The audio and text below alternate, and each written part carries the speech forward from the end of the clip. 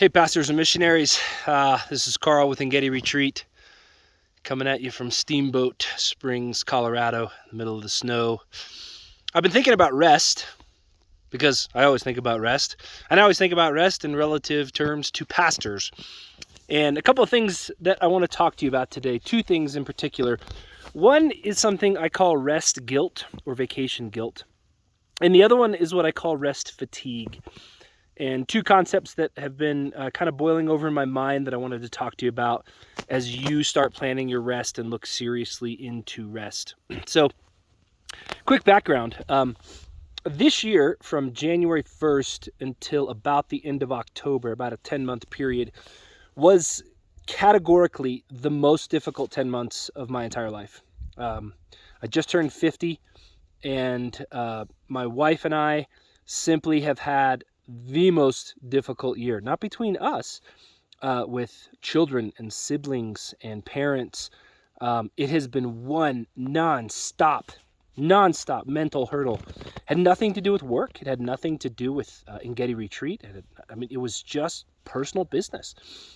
And it was extremely, extremely frustrating, and it was a very, very tiring. Now, I wouldn't change it for the world, because it was a God-given opportunity to help people and do what we do, right? And that's what you do as a pastor, as a missionary. God's giving you opportunity to reach into darkness, right? And bring light to people. And that requires bringing light out of you and like constantly filling yourself up. That's not easy work, okay?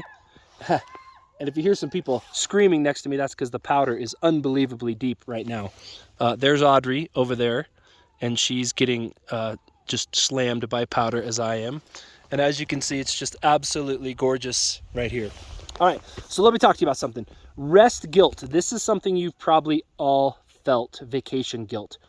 You go on a rest period, you go on a vacation period, you're a little bit into it. The first couple of days, you're like, oh man, this is the greatest thing ever in the entire world. You get about 4 or 5 days into it, and you're like, I'm starting to feel guilty. The things are piling up. Emails are probably piling up. Like, I don't know, And you start to feel guilty about rest. That's something that you need to face head on every time. Do not let guilt get in the way of healing, okay? It's like if you had a broken bone and the doctor put a cast on it to heal it, and you were like, man, I feel so guilty. I have to have a cast. No, that doesn't make logical sense, okay? You know that, and it doesn't make logical sense to feel guilty while you're resting, okay? You have to fight that. You have to address it, and you can even talk to about it. Like I talked to Audrey about it, because I felt a little bit these last couple of days, because in the beginning of December, right at Thanksgiving, it started snowing like this, like mad snow. And as many of you know, so winter is my Sabbath season. Like, I love winter. I crave this. And it started snowing like mad. We've had almost 150% snowpack. We've had the biggest winter in December for like 10 years. And we have hit the mountain snowboarding 24 times. 24 times since November 25th. Okay? And about halfway through that, I was like, this feels great. About 20 days into that, I was like, I'm starting to feel a little bit guilty. Maybe I should get back to work.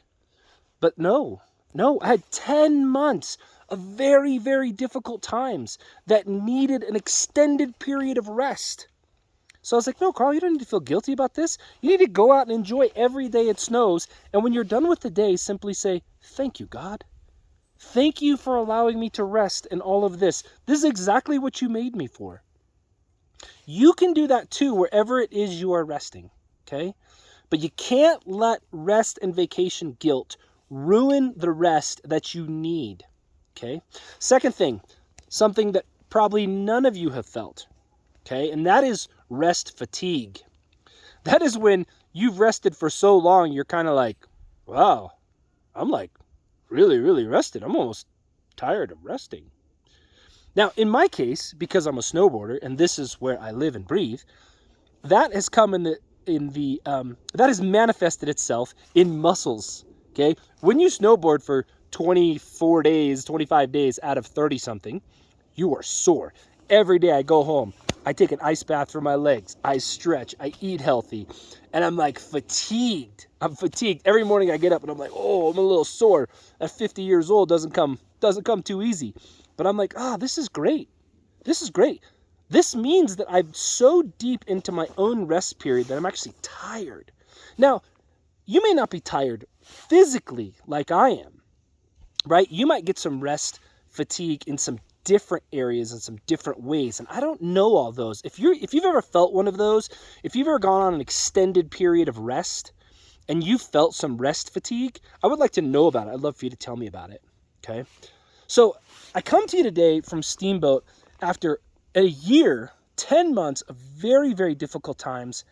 And November, I was away in training. December, right at the end of November, I started this crazy good rest period. 30 days. 30 days. I'm like a new man. I feel like $1,000,000. I am so ready to come back, go to work, go back to my job flying, go back to Gedi, go back to my children, re-engage with my wife in ways we haven't engaged in this year. Like, it's great. And you can do that. But you have to decide to do that. It can't be an idea. It can't be a dream.